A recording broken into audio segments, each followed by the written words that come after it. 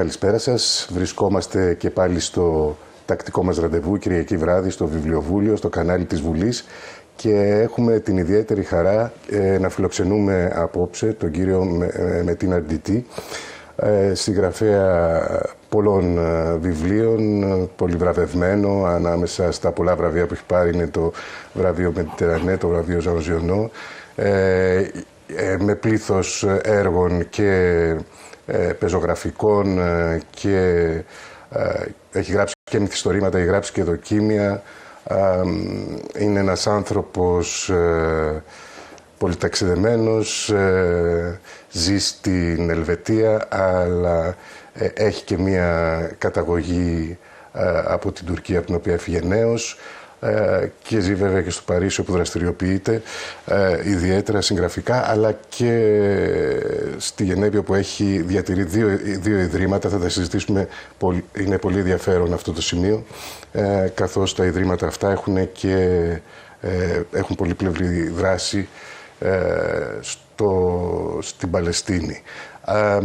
Monsieur Arditi, bonsoir. Bonsoir. On est vraiment ravis de vous accueillir à notre émission ici à la chaîne du Parlement. Alors, on est là pour discuter de votre livre, votre dernier livre en grec, pas en français. C'est le Phoniko Karnavali en grec.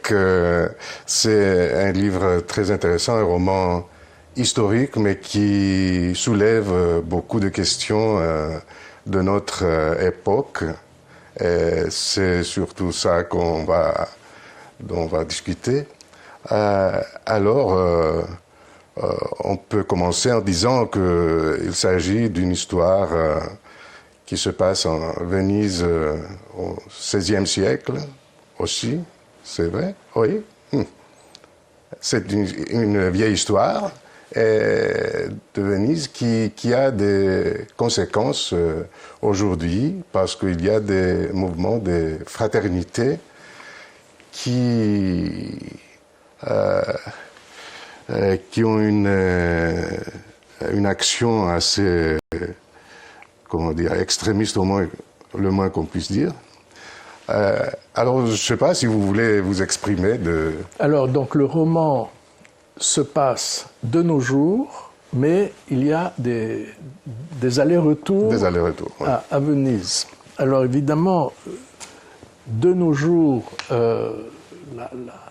la trame du roman, c'est une fondation d'extrême droite qui veut lutter contre ce qu'elle estime être des dérives de l'Église catholique romaine, avec un pape qui est très ouvert à l'accueil des migrants.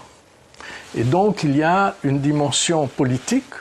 Ces gens d'extrême droite veulent lutter contre l'arrivée de migrants, ce qu'on appelle le grand remplacement, l'angoisse de certaines personnes d'être tout à coup minorisées par les migrants, et évidemment lutter contre le djihad.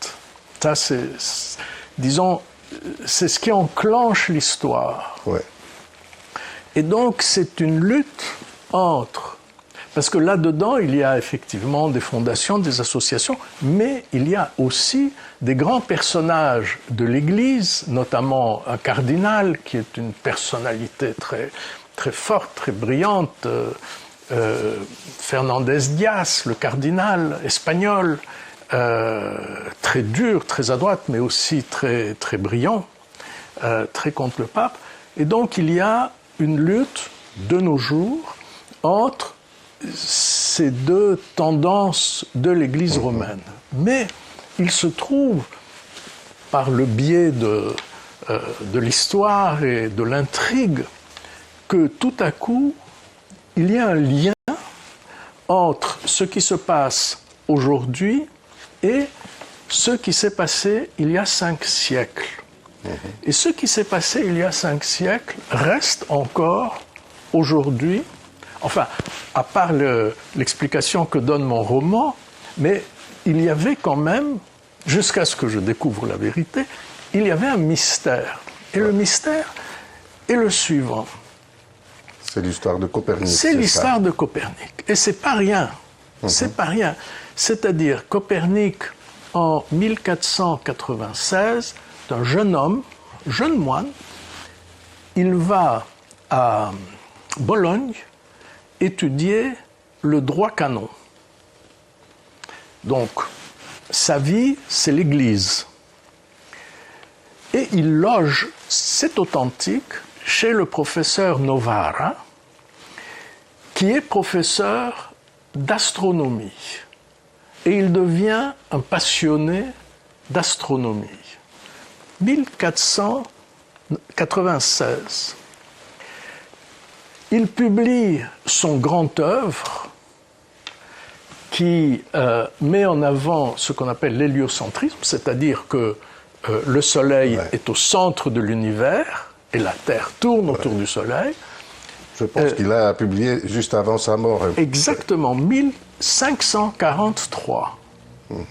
Et il faut attendre alors, donc, ce qu'il a publié fait exploser, je dirais, l'intouchabilité des textes avec T majuscule, puisque c'est à l'encontre de ce qui est dit dans les textes sacrés. Ça se passe à un moment où l'Église catholique est sous une pression énorme de la part des réformés. L'Ombrie, la Toscane sont devenues des terres protestantes. C'est un grand bouleversement. Ouais. Et il faut attendre 80 ans pour qu'ait lieu le procès de Galilée, qui est en réalité le procès de Copernic. Qu'est-ce qui s'est passé pendant ces 80 ans? Alors, pendant longtemps, on a pensé que le livre de Copernic était si difficile que personne, voilà, exactement, que personne ne l'a lu. Or, il y a un professeur de Harvard, M. Gingrich, qui a passé sa vie à recenser et à rechercher les éditions de ce livre, et il a trouvé, à cette époque, datant de cette époque, plus de 100 exemplaires annotés par des gens qui donc comprenaient parfaitement, qui étaient pour la plupart des moines, puisque c'était eux les savants à l'époque. Voilà. Et donc, on ne peut pas dire que ce livre était ignoré. Voilà, exactement, on ne peut pas le dire. Qu'est-ce qui s'est passé?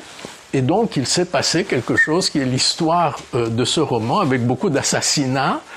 Assassinats de la part de ceux qui, du côté de l'Église, qui étaient vraiment à droite, on peut le dire, luttaient contre le progressisme de ce mouvement autour de Copernic. Et donc là, il y a aussi un peintre, Paolo il Nano, Paul le nain, qui peint une toile tout à fait exceptionnelle avec la représentation d'un Christ à chaque main ayant 6 doigts. Et donc, voilà, l'intrigue part de là, puisqu'il y avait une légende qui circulait à Venise à cette époque, selon laquelle un Christ à 6 doigts allait sauver le monde. Voilà. En lisant le livre,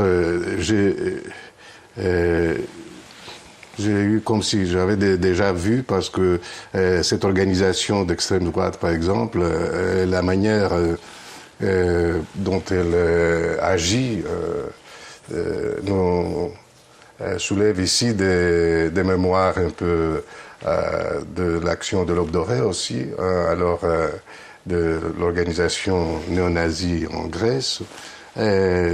C'est vraiment un type d'organisation qui est assez dur, Alors, je me suis pas inspiré de ça du tout, mais bon, lorsque vous avez une organisation d'extrême droite, elle ne peut être fondée que sur la violence. Moi, je me suis beaucoup plus inspiré des camps qui avaient lieu en Allemagne, par exemple, ou en Angleterre, où on invite avec un certain nombre de facilités, des cadeaux, on donne des uniformes, etc. Et on fait un lavage de cerveau de jeunes et on les entraîne à organiser des troubles. Parce qu'au fond, c'est ça l'idée, n'est-ce pas? C'est de déstabiliser la société. Alors, j'ai imaginé une histoire qui se passe dans le pays où j'habite, avec évidemment une banque qui est en lien avec une banque du Vatican, et on sait très bien que les banques vaticanes ont eu leur lot de problèmes avec l'assassinat de Sindona en prison et le meurtre de Roberto Calvi sous un pont à Londres. Ici, c'est Paolo Il Nano, le peintre qu'on trouve assassiné sous un pont.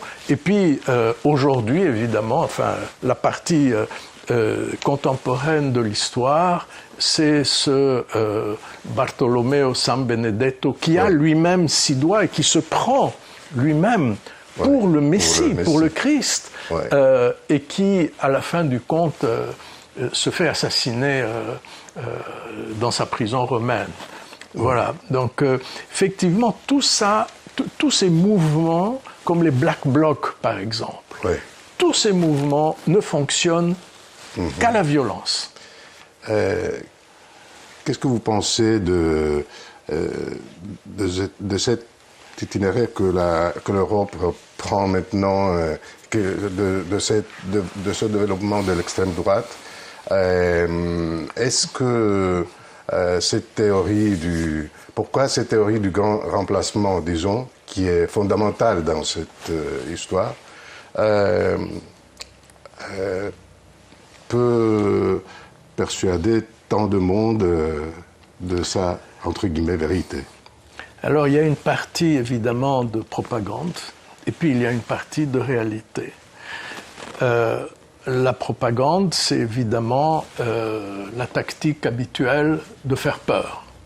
Ça marche à tous les coups, et c'est, disons, l'outil le plus efficace. Donc, aujourd'hui, on fait peur, et il suffit de pas grand-chose pour faire peur.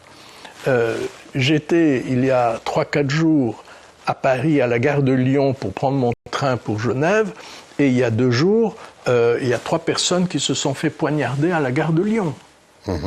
Donc, évidemment, ça me fait peur, ça s'approche de moi. Et puis, il y a eu tous ces attentats aussi, il suffit de peu de choses, au fond, pour faire peur. Cela étant, il y a effectivement aussi des cas dans l'histoire où il y a eu des grands remplacements.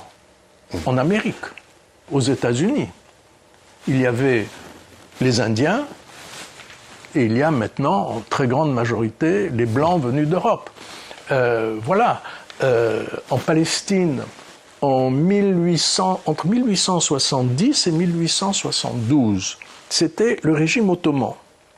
Et le régime ottoman a fait un recensement de la population de la Palestine. Alors, ne me cherchez pas sur le kilomètre en plus ou en moins, parce que c'était à cette époque-là assez flou. Mais néanmoins, 85% de musulmans, 11% de chrétiens, 4% de juifs.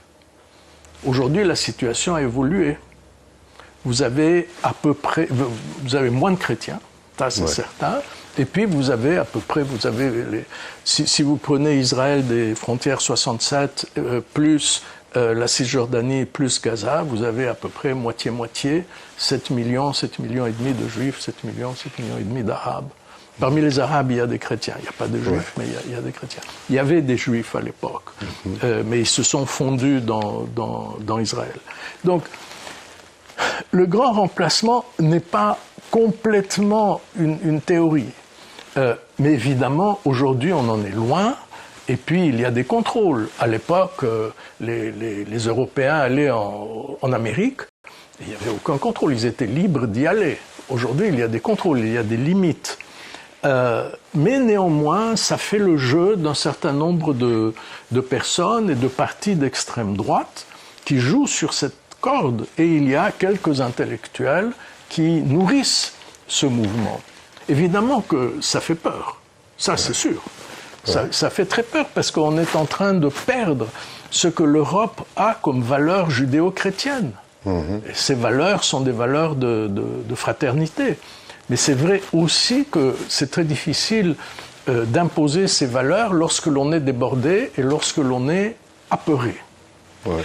De toute façon, il y a des vagues d'immigration énormes à notre époque, comme il y en avait aussi à d'autres époques. Tout à fait. Ce qu'il y a en Europe, et je le vois en France, en Suisse, je ne peux pas me prononcer sur la Grèce, que je ne connais pas assez bien, c'est que il y a normalement, dans une démocratie, un système de checks and balances, n'est-ce pas? Par exemple, en Amérique, il y avait toujours Parti démocrate, Parti républicain. Ce système de checks and balances est en train de disparaître. Et ça fait peur. Ça, c'est vrai. Entre autres, la responsabilité, à mes yeux, n'est pas tant du côté de la droite, elle joue ses cartes. Elle est du côté de la gauche. Où est passée la gauche? Où est sa mission? Où sont ses valeurs? Oui, partout dans le monde, en Europe surtout. Absolument, absolument. Oui, c'est vrai. On parle des fois d'un passage d'un système bipolaire, politique bipolaire, à un système, les politologues parlent d'un système d'un parti et demi. Un peu partout. Oui. Oui, mais ça, effectivement, ça trouble le jeu. Voilà. Ça trouble le jeu, oui. Vous avez parlé, là, juste pour la Palestine. Je voudrais d'abord vous demander quelque chose sur votre identité à vous. Vous êtes d'origine turc d'une famille juive séfarade, c'est ça? Oui. Ici en Grèce, il y avait une grande communauté séfarade à Thessalonique. Oui, elle a disparu. Qui a disparu, vraiment. Quelle est votre relation avec la Turquie? Vous êtes parti très, très jeune, enfant. Hein. Ma relation avec la Turquie n'est pas aussi importante que ma relation avec... je dirais d'abord avec le christianisme. Parce que moi, je me suis depuis des années complètement... pour moi, le modèle de l'homme parfait, c'est le Christ. C'est Jésus. Pourquoi? Parce qu'il est né juif, il est mort juif, et il lutte contre son Église, n'est-ce pas? Contre les siens, pour que les siens reviennent aux valeurs fondamentales du judaïsme, qui sont inscrites dans le Lévitique, qui sont « tu aimeras ton prochain comme toi-même » et « tu n'oublieras pas que tu étais étranger en terre d'Égypte ». Donc il y a une obligation vis-à-vis de l'étranger. Or, Jésus, qui est né aux yeux de ses compatriotes de Nazareth, hors mariage, d'ailleurs il s'est dit dans les évangiles, il a donc forcément souffert de cet ostracisme qu'on réservait, parce que la religion juive est très dure à l'égard de ceux qui sont conçus hors mariage, et aussi des filles mères, ceux qui étaient considérés historiquement Marie, la mère de Dieu.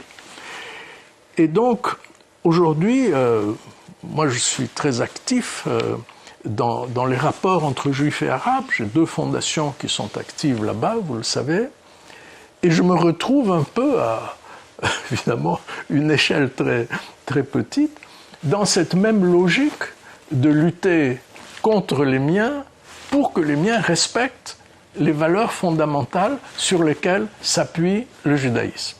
Donc s'il n'y a plus ces valeurs fondamentales, on se pose beaucoup de questions. Et donc je suis dans cette logique. Mon identité est vraiment faite d'un mélange d'un héritage absolument extraordinaire, qui est l'héritage juif, qui est l'héritage du christianisme, sur lequel s'est fondé le christianisme, et aussi cette image de Jésus qui est pour moi, je dirais, l'exemple extrême. On a demandé une fois à François Cheng, le poète chinois qui habite la France, s'il est chrétien. Et il a répondu à côté, « Je m'inscris dans les pas du Christ ». Et je trouve cette réponse absolument magnifique. Il n'a pas dit oui, il n'a pas dit non, il a dit l'essentiel. Ouais.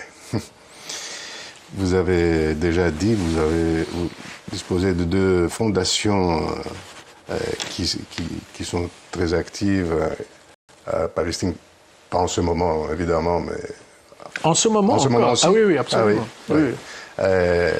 Je voudrais vous demander, il y a une qui est basée plutôt sur la diffusion de la musique. Absolument. Oui. L'une s'occupe d'éducation musicale d'enfants tant de Palestine que d'Israël.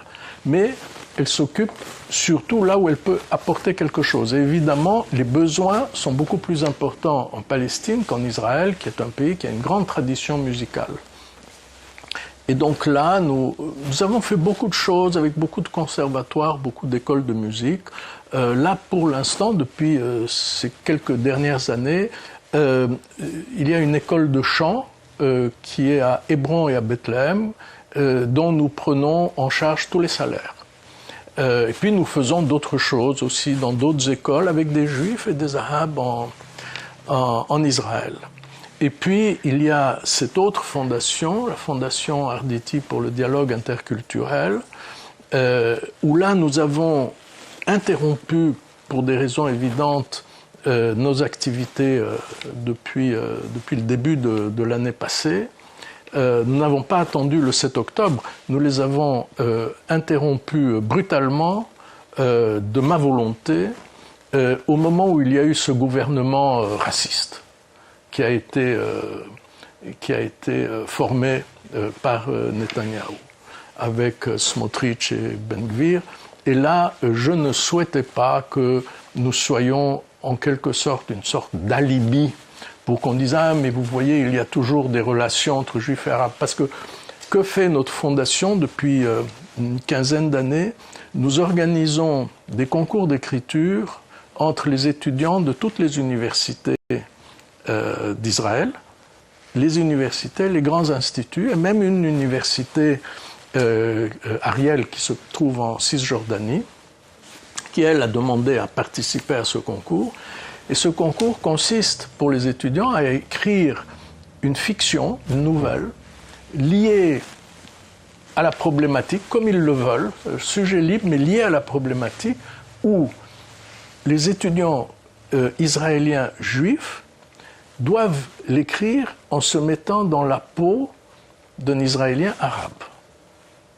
Ouais. Et vice-versa.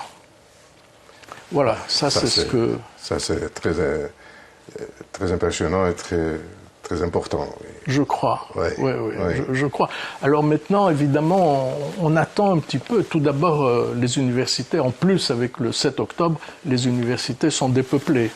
Ouais. Donc il faut maintenant que la poussière retombe et qu'on voit comment on peut aller de l'avant avec ce projet, avec d'autres projets. Nous avons aussi d'autres projets.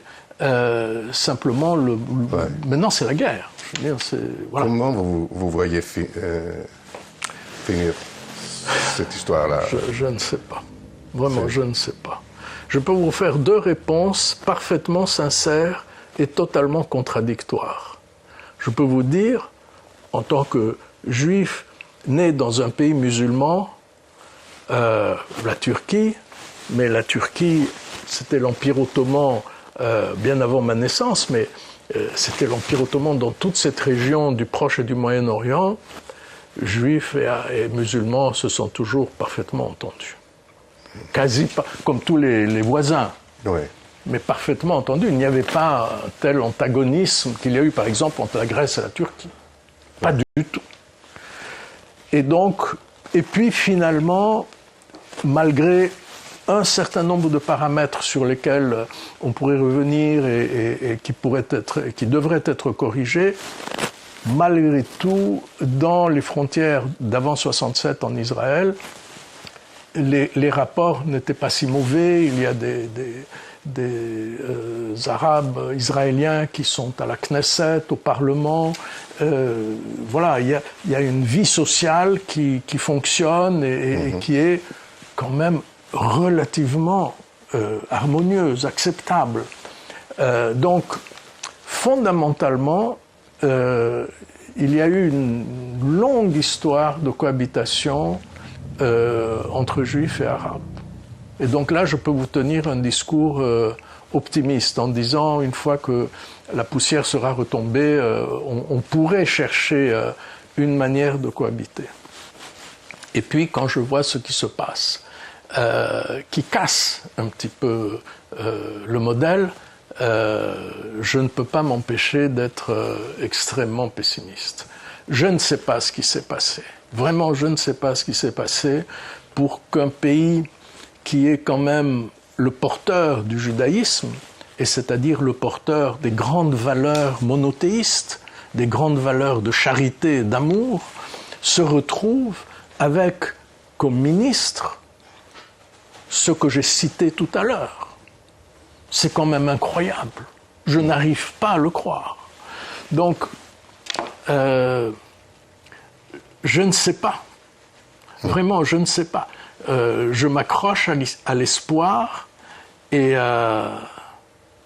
je ne sais pas si je connaîtrai de mon vivant une situation apaisée. Je fais ce que je peux pour et je me demande si ce n'est pas vraiment, si tout ce que je fais n'est pas un acte de vanité pour me consoler et apaiser mon sentiment, mon désespoir. Ouais. Et c'est étonnant, si vous voulez, parce que tous ces gens-là ont été élus quand même par des élections dans un pays qui a des racines même communistes au départ, si vous voulez. C'est maintenant. Où est la gauche? On en parlait tout à l'heure pour l'Europe. Oui. Où est la gauche? Elle a disparu des radars en Israël. Il n'y a plus de gauche. Oui. Un pays sans gauche ne peut pas fonctionner. Il faut une gauche. On peut être de droite et estimer qu'il faut une gauche. Ouais. Dans mon livre, vous voyez bien un peu le narrateur, c'est-à-dire l'auteur, qui est quand même, disons, plutôt conservateur. Je ne suis pas de droite, mais quand même conservateur, pour une église catholique romaine forte, qui sait ce qu'elle veut et qui est en paix, n'est-ce pas, qui est unie et qui est forte. Et néanmoins, je déplore l'absence d'une gauche en Europe, d'une vraie gauche, qui défend l'héritage de Jaurès, disons, pour prendre un exemple français, et évidemment l'héritage laïque en Israël, l'héritage de Ben Gurion, l'héritage de ceux qui ont... Parce qu'aujourd'hui, il y a une confusion totale entre les sionistes et les religieux. Les religieux n'étaient pas sionistes. Les vrais religieux, au début du XXe siècle, ne voulaient pas politiser le judaïsme. Ça devait rester une spiritualité. Mais aujourd'hui, tout ça est brouillé. Et l'on voit des gens, les colons messianiques de Cisjordanie, qui sont finalement... qui font de la politique d'extrême droite. Donc, voilà. Ouais. Oui, c'est pas très gai tout ça. Mais je voulais quand même rentrer vers la Suisse pour dire qu'il y a un conflit. Il y a d'abord une coopération entre l'Église et l'argent, disons, un peu, hein, les banques, tout ce que vous avez raconté. L'argent, l'Église, tous les pouvoirs veulent être connectés avec le monde de l'argent aussi, n'est-ce pas? Mais de nos jours, on a l'impression que l'argent est un peu autonome, ça veut dire il a plus de pouvoir que la politique. On est dans un... Non, vous vivez dans un pays qui est le grand banquier de l'Europe. Hein. Qu'est-ce que vous en pensez? Bon, il ne faut pas s'arrêter à des schémas non plus. Hein. Ouais. Il ne faut pas s'arrêter à des schémas. Moi, ce que je peux vous dire, d'ailleurs, je le dis dans le livre, n'est-ce pas? Dans le livre, je dis bien qu'au moment où les événements se passent, donc à notre époque, la banque Hugues, qui est mon modèle de banque de fiction, Ouais. a 50 collaborateurs qui se préoccupent uniquement de savoir si les fonds reçus répondent aux exigences légales. Donc il y a eu en Suisse un serment de vice inouï. Évidemment, le secret bancaire a complètement disparu. On n'en parle plus. Il y a une coopération entre tous les pays. Les comptes sont ouverts, les livres sont ouverts, dès lors que quelqu'un est suspecté d'apporter ou de recevoir des fonds à l'origine trouble. Donc, il y a quand même, il ne faut pas peindre le banquier comme dans les bandes dessinées, n'est-ce pas? Il y a quand même beaucoup de gens qui se préoccupent, et du reste, ce qui est très intéressant, c'est que depuis, disons, une vingtaine d'années, où la législation s'est beaucoup durcie, en particulier pour les banques privées, jamais les banques privées n'ont été aussi florissantes. C'est-à-dire qu'elles ont quand même pu rassurer un certain nombre d'institutions, de pays ou de personnes physiques riches de leur confier leurs fonds, étant entendu qu'ils seront gérés avec rigueur. Voilà. Donc, bon, l'argent, maintenant, vous savez, ce qui a le mérite de l'argent, c'est que c'est quelque chose qui est très simple.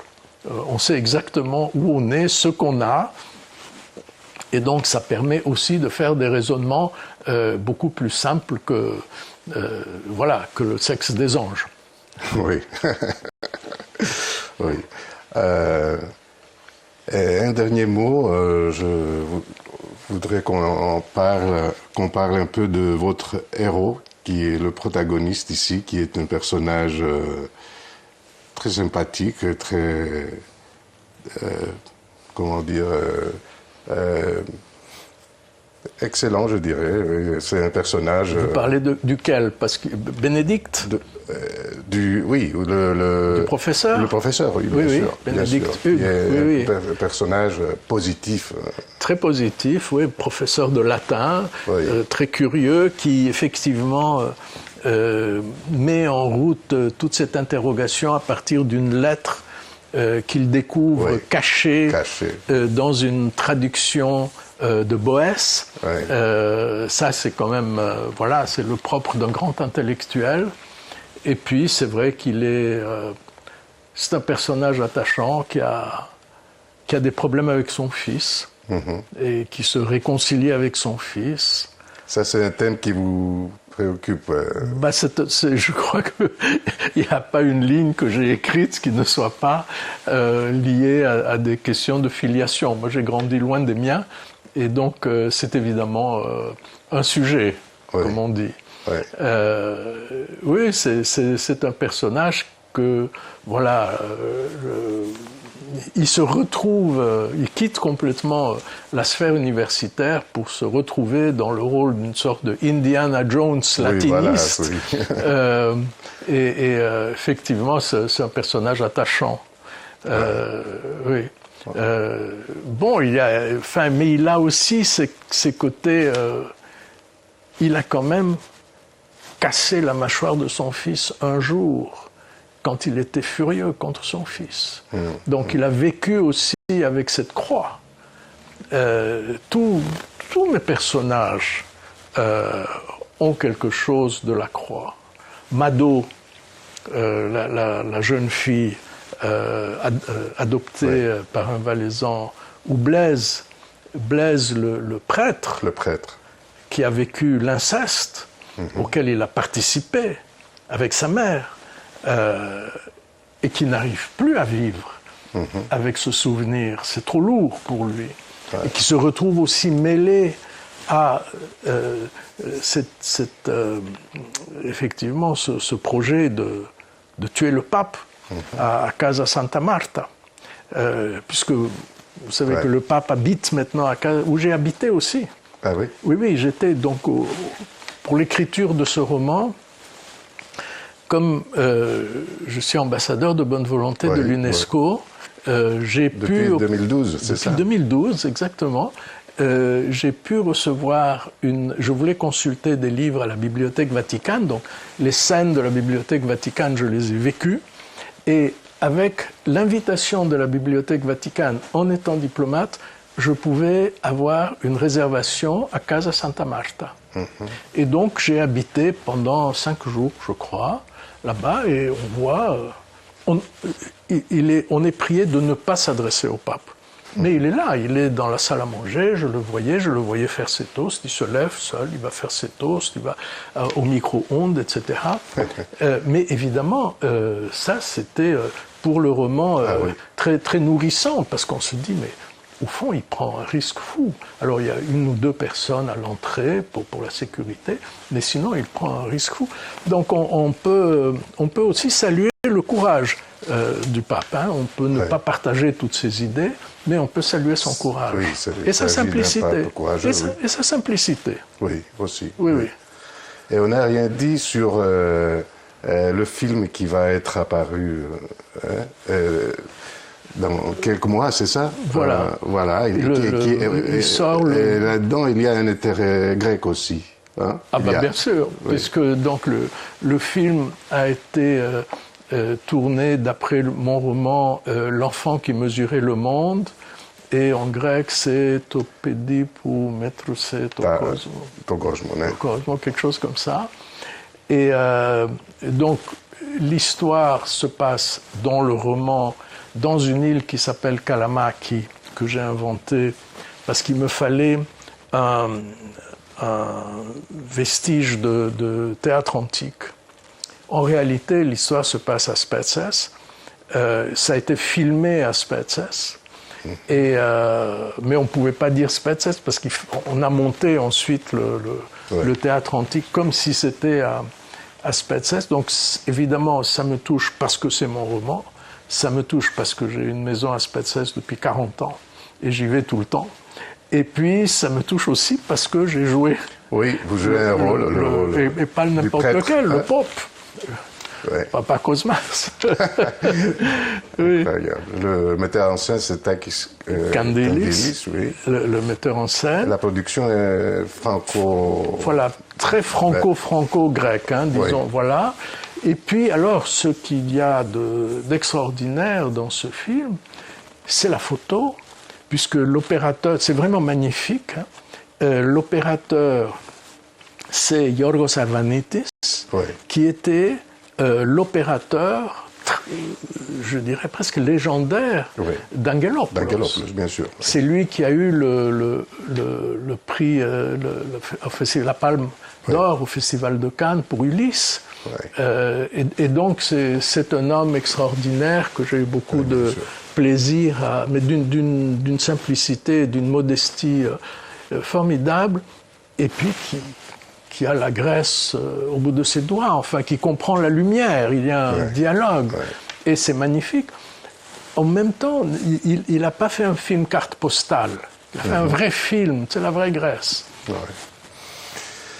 Tout ça, c'est très nourrissant pour nous tous. On attend, bien sûr, avec impatience le film au mois de juin, peut-être. Il sort le 26 juin. Peut-être qu'il y aura des projections avant cela, aux alentours de Pâques, à Athènes. il y avait quelque chose en discussion et évidemment à Spetses, au Titania, puisqu'il y a des scènes qui sont tournées là-bas. Très bien. Je voudrais vous remercier du fond du cœur pour votre présence ici. Merci à vous. Je pense qu'on a beaucoup appris de vous ce soir. Merci encore. Merci, monsieur.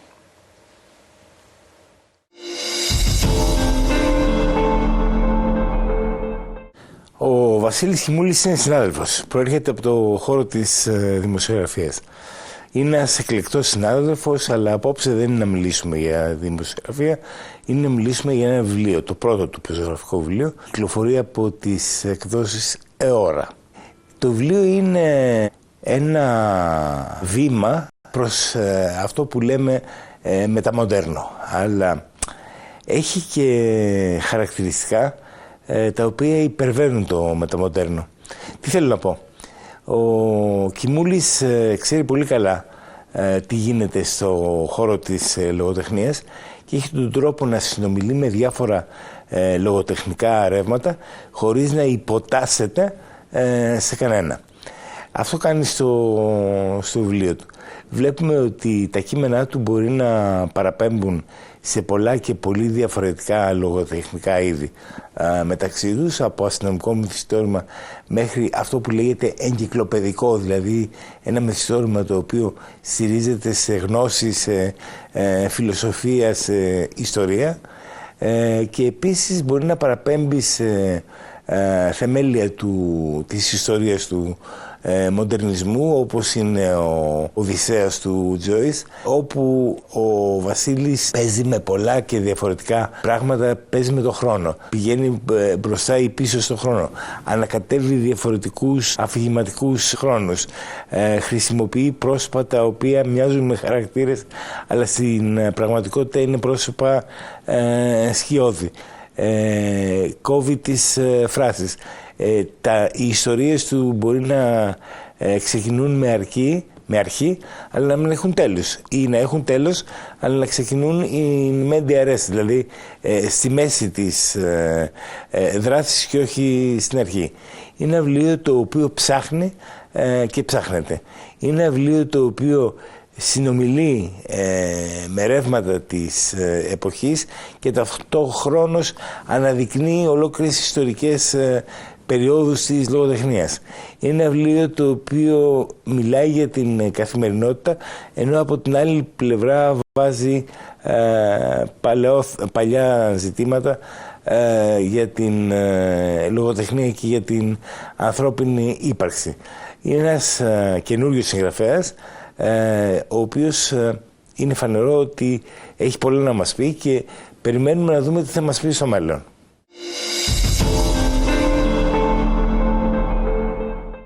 Θα κάνουμε τώρα μια περιδιάβαση στις νέες κυκλοφορίες μαζί με τη Σταυρούλα Παπασπύρου. Σταυρούλα, γεια σου. Γεια σου, Μανώλη. Και με τι ξεκινάς με κάτι που νομίζω ότι είσαι στο στοιχείο σου, έτσι. Με αφορά προσωπικά. Ταυτίστηκες με την κεντρική ηρωίδα. Με το πρώτο μέρος. Ναι. Λοιπόν, Τζούλι Οτζούκα είναι Ιαπωνέζα που έχει μεγαλώσει στην Αμερική, κολυμπώντας, σε μετάφραση Θωμάς Κάση από τις εκδόσεις Πατάκη. Από τον τίτλο είπα αμέσως να το διαβάσω, γιατί για το κολύμπι η λογοτεχνία δεν έχει δώσει πολλά δείγματα ότι την απασχολεί αυτό το άθλημα. Δηλαδή εγώ θυμάμαι του Χρήστου Τσιόλκα ένα βιβλίο, τον Μπαρακούντα, που είναι αθλητισμός και κολύμπι, του Τζον Τσίβερ, ο κολυμβητής, ένα διήγημα πολύ διάσημο που δείχνει τους πλούσιους στα προάστια της Νέας Υόρκης, αλλά και τη δυστυχία που έχουν μέσα τους. Και επίσης μερικές σελίδες από διηγήματα του Σκαμπαρδόνη, που είναι κολυμβητής και εκείνος. Μέχρι σε εκεί. Τώρα αυτό εδώ Είναι ένα βιβλίο πολύ ιδιαίτερο, δεν μπορείς να το κατατάξεις. Τώρα πρέπει να το πεις, μην τρέπεις ότι και εσύ... Κολυμπάω φανατικά, ναι, και ευχαριστιέμαι και ένιωσα ότι περιγράφει ακριβώς τα αισθήματα τα δικά μου και των συγκολυβητών μου αυτό το βιβλίο. Το πρώτο μέρος του τουλάχιστον που μας μεταφέρει σε, σε ένα δημοτικό κολυμβητήριο που όμως δεν είναι ανοιχτό στην Ύπαιθρο, είναι μέσα σε ένα υπόγειο, όπου βρίσκεις όλων των λογιών τους κολυμβητές μέσα, τους αργούς στις πλαϊνές λωρίδες, τους γρήγορους στις μεσαίες και μεταδίδει... Όχι, έχει και μεσαίους μου φαίνεται, έχει αργούς, γρήγορους, μεσαίους. Μεσαίους, απ' όλα έχει και τη συμπεριφορά του καθενός, αλλά δίνει, μιλώντας στο πρώτο πληθυντικό, εμείς οι κολυμβητές, όλα αυτά που νιώθει κάποιος που κολυμπάει συστηματικά. Δηλαδή αυτό το αίσθημα της ευεξίας, αλλά και την ψευδαίσθηση αθανασίας που έχει, επειδή κοιτώντας αυτή τη μαύρη γραμμή πηγαίνει, έρχεται πάνω κάτω, ακούει τον ήχο του νερού και της ανάσας του και απομονώνεται από τον έξω κόσμο. Είναι ένα είδος διαλογισμού που συμβαίνει μέσα στην πισίνα ενώ γυμνάζεσαι. Και επίσης όλη αυτή η κοινότητα με τους κανόνες του, τις ιδιορυθμίες της, το αίσθημα ότι είναι μια ξεχωριστή κοινότητα από τους άλλους, το ότι μέσα στο νερό είναι όλοι ίσοι, δεν έχει σημασία τι επάγγελμα κάνεις έξω, αρκεί να συμμορφώνεσαι με τους κανόνες και να είσαι ευγενικός, να μην σκουντάς, να μην... Αν και υπάρχουν οι γρήγοροι εκεί πέρα που τους κοιτάς και... Ναι, είναι σαν να έχουν μοτεράκι. Ναι. Και σοκάρεσαι. Ναι, αλλά... Υπάρχουν οι περισσότεροι ηλικιωμένοι που για κάποιο λόγο πηγαίνουν εκεί και κάνουν την κούρα τους, έτσι, για τα ισχύα τους, και μάλιστα όταν στη δικιά μας την πισίνα, όταν έχει πολύ κρύο και αχνίζει, τα νέα παιδιά λένε «Ωχ, γριόσουπα». Τέλος πάντων, το πρώτο μέρος του βιβλίου λοιπόν είναι κολυμπώντας στην πισίνα αυτή μαζί με τους υπόλοιπους, όπου ανάμεσα στους κολυμβητές είναι και μια γυναίκα που έχει άνοια. Κάποια στιγμή, στην καρδιά του βιβλίου, παρουσιάζεται μια ρογμή στην πισίνα και σιγά σιγά η μια ρογμή γίνονται περισσότερες ρογμές και κάποια στιγμή το κολυμβητήριο κλείνει. Και από το δεύτερο μέρος και μετά δεν υπάρχει πισίνα στο βιβλίο, υπάρχει μια μονάδα φροντίδας ηλικιωμένων, όπου έχει πια πάει και φιλοξενείται μία από τις κολυμβήτριες του πρώτου μέρους. Και εδώ την αφήγηση δεν την έχει η κοινότητα των κολυμβητών, αλλά ένα από τα παιδιά αυτής της κυρίας, μια κόρη, η οποία είναι και συγγραφέας και η οποία περιγράφει πώς είναι να κολυμπάς πια μέσα στην άνοια. Ό,τι καταλαβαίνει εκείνη ότι σημαίνει αυτό, δεν πάσχει η ίδια, είναι η μάνα της. Και βλέπεις τον κόσμο τώρα μέσα σε αυτές τις μονάδες φροντίδας ηλικιωμένων, την άλλη ρουτίνα. Δεν είναι πια η ρουτίνα του να ανεβοκατεβαίνεις από τη μια άκρη στην άλλη της πισίνας. Είναι η ρουτίνα της καθημερινότητας μέσα σε ένα ίδρυμα όπου σου συμπεριφέρονται σαν να είσαι σε νηπιαγωγείο. Μικρές ασκήσεις, μικρές ασκήσεις φυσικοθεραπείας για να μην απομακρύνεται η μνήμη γρήγορα, διάφορα τέτοια και πολύ μοναξιά βέβαια και βύθισμα και κολύμπι πια στις λιγοστές αναμνήσεις που διαθέτεις. Η συγκεκριμένη γυναίκα, ας πούμε, υπήρξε εχμάλωτη σε στρατόπεδο συγκέντρωσης στις Ηνωμένες Πολιτείες μετά το Pearl Harbor, που ήταν δραματικές οι συνθήκες εκεί, και επίσης, ενώ έχει πολλά παιδιά, δεν μπορεί να ξεχάσει το πρώτο της παιδάκι που χάθηκε μόλις γεννήθηκε.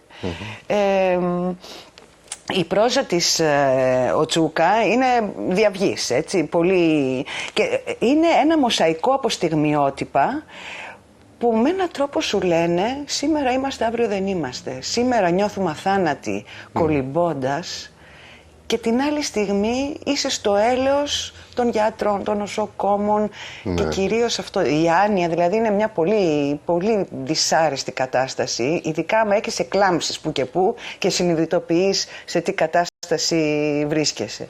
Λοιπόν, κάποια στιγμή, συγγνώμη που διακόπτω, λέει ότι είχε αρχίσει να ξεχνάει τα κλειδιά του λουκέτου, δηλαδή το λουκέτο πώς ανοίγει κλπ. Αλλά όταν έμπαινε στο νερό ήξερε πολύ καλά τις κινήσεις. Τα πάντα. Τι έπρεπε να κάνει παρόλη την άνοια. Ναι. Η Τζούλιο Τσούκα, είπαμε ότι είναι Αμερικανίδα ιαπωνικής καταγωγής που μεγάλωσε στην δυτική ακτή αλλά ζει στην Ανατολική τώρα, Νέα Υόρκη. τα τελευταία χρόνια και είναι διακεκριμένη, δηλαδή και βραβεία έχει πάρει. Είναι η πρώτη φορά που μεταφράζεται εδώ και πολύ ωραία μετάφραση από το Θωμά Σκάση, που είναι επίσης πεζογράφος. Λοιπόν, το συνιστώ όχι μόνο στους κολυμβητές, έτσι. Ναι. Γιατί και το δεύτερο μέρος του βιβλίου αγγίζει πολλά δικά μας πράγματα, ειδικά όταν έχεις ανθρώπους με άνοια γύρω σου, είναι ένα βάλσαμο αυτό το βιβλίο. Και θέλω να πω κάτι, πώς φαίνεται η λογοτεχνία τελικά. Στους ανοικούς δεν πρέπει ποτέ να λες θυμάσαι τότε, θυμάσαι εκείνο, θυμάσαι το άλλο, δηλαδή είναι σαν να τους ξύνεις την πληγή, γιατί δεν θυμούνται. Εδώ όμως έχει ένα κεφάλαιο ολόκληρο που αφηγεί την κόρη και λέει τι θυμάται η μάνα της. Θυμάται εκείνο, θυμάται τ' άλλο, θυμάται. Χωρίς δηλαδή να έχουμε κάποιο διάλογο, προσπαθεί αυτό το απαγορευμένο να το ζωντανέψει με περιεχόμενο. Δεν εκβιάζει τις αναμνήσεις. Όχι. Περιγράφει. Ναι, υποθέτει τι θυμάται. Πολύ ωραίο. Λοιπόν, το δεύτερο πολύ ωραίο επίσης που έχω φέρει και το αφιερώνω εξαιρετικά σε όσους δυσφορούν με όλα αυτά τα θέματα που γίνονται τώρα για τις νέες μορφές οικογένειας, είναι του Βρασίδα Καραλή, «Αποχαιρετισμός στο Ρόμπερτ», σε μετάφραση Κατερίνα Σχοινά από τις εκδόσεις της Λάιφο Books. Τον Καραλή τον παρουσιάσαμε πριν λίγες εβδομάδες για το βιβλίο του «Η ιστορία του ελληνικού κινηματογράφου». Είναι ακαδημαϊκός, ζει 30 τόσα χρόνια στο Σίδνεϊ της Αυστραλίας. Πριν καταλήξει στο Σίδνεϊ είχε γυρίσει αρκετά μέρη της γης, διδάσκοντας αγγλικά. Σε έδρα Βυζαντινών και ελληνικών σπουδών. Ναι. Και εδώ αποχαιρετά τον επί 30 χρόνια σύντροφό του Ρόμπερτ. Και αυτό το βιβλίο μας δείχνει από τη μια το λυτρωτικό και παρηγορητικό ρόλο της συγγραφής, γιατί διαχειρίζεται το πένθος του με έναν τρόπο, από την άλλη όμως δείχνει και την αξία της συντροφικότητας, που είναι πάρα πολύ σημαντικό πράγμα και το ξεχνάμε και δεν πρέπει να δίνουμε τόσο έμφαση στα φύλλα των συντρόφων όσο στην ποιότητα της σχέσης τους. Λοιπόν, εδώ μιλάει για τον σύντροφό του, ο οποίος ήταν ένας μουσικός, βιόλα έπαιζε, που μετά έγινε καθηγητής μουσικής και εμψυχωτής μιας μικρής νεανικής ορχήστρας, του γέμιζε τη ζωή αυτό το πράγμα, και ο οποίος καταγόταν από την Αγγλία, οι προπάπουτοι δηλαδή, είχαν πάει στην Αυστραλία ως καταδικασμένοι σε καταναγκαστικά έργα, επειδή είχαν κλέψει και αυτοί λίγο φαγητό, πατάτες, ψωμί, δεν ξέρω. Δηλαδή η Αυστραλία όλη έτσι επικίστηκε, με τους καταδίκους από την Αγγλία. Και όπως και ο μεσογειακός τύπος που ήταν ο Καραλής, βρεθήκανε σε ένα σταυροδρόμι πολιτισμών και ευαισθησιών, όπως λέει, και ζήσανε μαζί 30 χρόνια, τα 3 τελευταία βασανιστικά, γιατί έπασχε από λευχαιμία και συνέπεσε και με τον COVID, ήταν και μια παράπλευρη απώλεια δηλαδή όλο αυτό το δράμα. Αλλά εδώ πέρα, καθώς του κάνει το πορτρέτο και δίνει ανάγλυφα την ποιότητα της σχέσης τους, βλέπουμε και τη συνθήκη του να είσαι ομοφυλόφιλος στη δεκαετία του 80, φερειπίν, που πεθαίναν από AIDS, που υπήρχε πολύ μεγαλύτερη καχυποψία, που οι οικογένειές τους δεν τους θέλανε επειδή ήταν ομοφυλόφιλοι. Και αυτά τα περνάει τόσο όμορφα ο Καραλής. Και λέει, κάναμε και ακρότητες τότε, δηλαδή ήμασταν εχμάλωτοι ενός ειδονισμού, που δεν ήταν όμως αρκετός για να γεμίσει τις ψυχές μας. Οπότε το συναπάντημά τους οδήγησε σε μια πολύ ωραία σχέση συντροφικότητας, όπου λέει ένας είσαι το φως μου και ο άλλος λέει με έκανες να βλέπω με μεγαλύτερη διάβγεια. Δηλαδή αλληλοσυμπληρώθηκαν πάρα πολύ όμορφα και χάρη σε αυτόν τον Ρόμπερτ και ο Καραλής μπόρεσε να αντέξει και την ξενιτιά, αλλά και τον ακαδημαϊκό κόσμο με τους βυζαντινισμούς του επίσης. Ναι. Και έχει νομίζω και μια αναφορά στο Patrick White. Έτσι, βέβαια, ο οποίος έχει πάρει Νόμπελ και ο οποίος ήταν επίσης σύντροφος ενός λάσκαρη ελληνικής καταγωγής, δηλαδή άντρα, με τον οποίο μοιράστηκε πάρα πολλά χρόνια από τη ζωή του. Είναι, σου λέω, ένας ύμνος στην αγάπη και τη συντροφικότητα και καθόλου μελό. Δηλαδή έχει ποιητικές εξάρσεις μέσα αυτό το βιβλίο, αλλά δεν έχει τίποτε το κραυγαλαίο ή το πολύ στενάχωρο. Είναι ένας ύμνος σε αυτόν τον άντρα και σε αυτό που δημιουργήσανε μαζί, το σπιτικό που φτιάξανε. Πάρα πολύ ωραίο. Μου έκανε φοβερή εντύπωση. Και για το τέλος έχω φέρει 2 βιβλία κλασικά, γαλλικά, και του 19ου αιώνα και τα 2 που βγήκανε σε νέες μεταφράσεις και πολύ περιποιημένες εκδόσεις και τα 2. Και τα 2. Λοιπόν, το πρώτο είναι η Ευγενία Γκραντέ του Ονορέ ντε Μπαλζάκ. Οι συνομήλικοί μας θα το έχουν διαβάσει παιδιά, ας πούμε. Δεν ξέρω αν ήταν σε ολόκληρη την εκδοχή πετσακωμένη, αλλά επειδή είναι μικρό, μάλλον ολόκληρη ήταν. Σε μετάφραση Μίνας Αδελάντε από τις εκδόσεις Κύχλη. Είναι μια πραγματικά έκδοση κόσμημα, γιατί έχει μέσα επίμετρα, προλόγους, πολύ καλή μετάφραση. Από αυτή τη μετάφραση που καταλαβαίνεις και την πατίνα του χρόνου πάνω στο κείμενο, δεν την έχει κάνει στα νεοελληνικά του Συρμού, δηλαδή έχει το άρωμα του 19ου αιώνα μέσα, και είναι η ιστορία μιας κληρονόμου της Ευγενίας Γκραντέ, την οποία εποφθαλμιούν διάφοροι. Εδώ μας δείχνει από 2 οικογένειες πώς την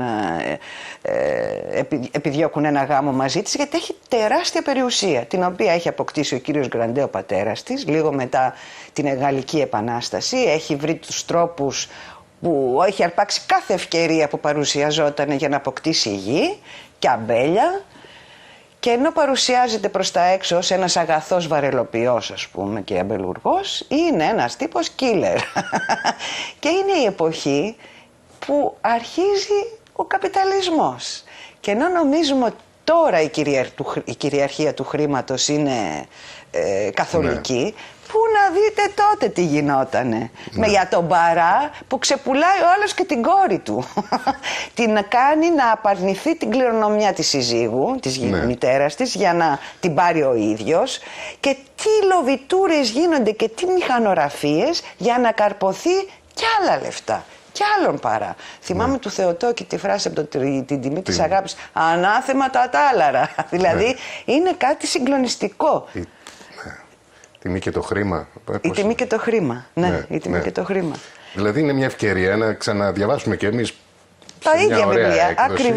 Ακριβώς. Και οι νέοι να το γνωρίσουν. Να το θυμηθούν οι παλιοί και να το γνωρίσουν οι νεότεροι. Είναι, σου λέω, μια έκδοση κόσμημα. Και η κακομοίρα, η Ευγενία Γκραντέ, είναι η πιο άδολη και υπομονετική και στοική φιγούρα αυτού του βιβλίου. Έχει και εισαγωγές, έτσι. Έχει και εισαγωγές, έχει και επίμετρα και κάνει σε αυτά τα συμπληρωματικά κομμάτια μελετούν τη σχέση του Φιλάργυρου του Μολιέρου με τον Γκραντέ του Μπαλζάκ.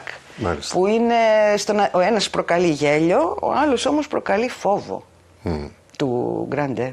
Μάλιστα. Και βέβαια είναι το βιβλίο με το οποίο ανοίγει η ανθρώπινη κωμωδία του Μπαλζάκ. Ο Μπαλζάκ προσπάθησε με τα βιβλία του να αποτυπώσει την εποχή του μέσα από χαρακτήρες της εποχής του. Δηλαδή δεν είναι τόσο η πλοκή που τον ενδιαφέρει, όσο ο τύπος, οι χαρακτήρες. La comédie humaine. Ακριβώς. Και το δεύτερο βιβλίο είναι η κλασική Madame Bovary του Φλομπέρ, σε μετάφραση καινούρια της Ρίτας Κολαΐτη, στη σειρά του Ψυχογιού, την κλασική, που προλογίζει ο Μαγκλίνης και λέει το κλασικό είναι και σεξι. Λοιπόν, τη Madame Bovary, σύγχρονη του Φλομπέρ, τη βρήκαν πάρα πολύ σεξι για την εποχή της, ότι είχε πολύ λαγνία μέσα, ότι ήταν εναντίον των χρηστών ηθών. Και εδώ, όπως και κάθε έκδοση που σέβεται τον εαυτό της, γιατί το είχε κάνει ήδη ο Φλομπέρ, έχει ενσωματώσει στο βιβλίο και τα πρακτικά της δίκης που έγινε πριν εκδοθεί το βιβλίο, αφότου εκδόθηκε το βιβλίο στη Γαλλία. Αθωώθηκε μεν, αλλά η πίκρα που πήρε επειδή δικάστηκε για αυτό το πραγματικά σπουδαίο λογοτεχνικό έργο ήταν πάρα πολύ μεγάλη. Λοιπόν, εδώ βλέπουμε μια γυναίκα η οποία έχει μεγαλώσει σε μοναστήρι, έχει γαλουχηθεί με τα αισθηματικά ρομαντικά μυθιστορήματα του Συρμού της εποχής της, ζει μέσα σε ένα γάμο και σε έναν τόπο που νιώθει εγκλωβισμένη, έχει μεγαλύτερες προσδοκίες για την ίδια, ονειρεύεται εραστές και πλούτη και καλή ζωή και τελικά από τη μια μοιχεία στην άλλη καταλήγει στην αυτοκαταστροφή. Είναι ένα βιβλίο που έχει θρέψει γενιές και γενιές, έχει γυριστεί πολλές φορές και σε ταινία. Είναι διάσημο για την περίφημη φράση του Φλομπέρ «Η Madame Bovary είμαι εγώ», γιατί πραγματικά ο τρόπος με τον οποίο αφηγείται τις περιπέτειες αυτής της γυναίκας δείχνει απόλυτη ταύτιση μαζί της και έχει και μια ηρωνία λεπτή, για αυτές τις φαντασιώσεις που τρέφει η ηρωίδα του, αλλά και συναίσθηση ότι σε κάθε χωριό της Γαλλίας υπάρχει μια Μαντάμ Μποβαρί, μια Μαντάμ Σαντινέμα που υποφέρει. Ναι. Και εδώ έχουμε επίμετρο πολύ κατατοπιστικό και πολύ καλή μετάφραση επίσης. Τι άλλο να πω για τον Φλομπέρ. Να πω επίσης κάτι έτσι γύρω-γύρω από το βιβλίο. Αυτό το βιβλίο το έγραψε ο Φλομπέρ αφότου είχε γυρίσει τις χώρες της Ανατολής. Είχε περάσει και από την Ελλάδα, Τουρκία, είχε πάει προς τα ανατολικά και ετοίμαζε άλλα έργα, αλλά ένα περιστατικό από τα ψηλά των εφημερίδων, παρόμοιο με την υπόθεση του βιβλίου, του έδωσε έμπνευση να γράψει την ιστορία αυτής της κακόμοιρης γυναίκας. Έχει ενδιαφέρον ότι υπάρχει αρκετός κόσμος που καταφεύγει στην κλασική λογοτεχνία, γι' αυτό και βγαίνουν αυτά τα βιβλία. Υπάρχει κοινό, δηλαδή. Υπάρχει ζήτηση. Υπάρχει ζήτηση και καλώς υπάρχει, δηλαδή, και πρέπει να επιστρέφουμε. Χωρίς να παραλείπουμε, να διαβάζουμε και τα σύγχρονά μας. Αλλά και οι μεταφράσεις, καλό είναι να ανανεώνονται. Οι μεταφράσεις οπωσδήποτε, γιατί η γλώσσα αλλάζει. Οι μεταφράσεις παλιώνουν πιο εύκολα από τα ίδια τα βιβλία. Ναι. Ωραία, ευχαριστούμε Σταυρούλα. Να είσαι καλά. Ευχαριστούμε και εσάς που ήσασταν και απόψε μαζί μας. Γεια σας.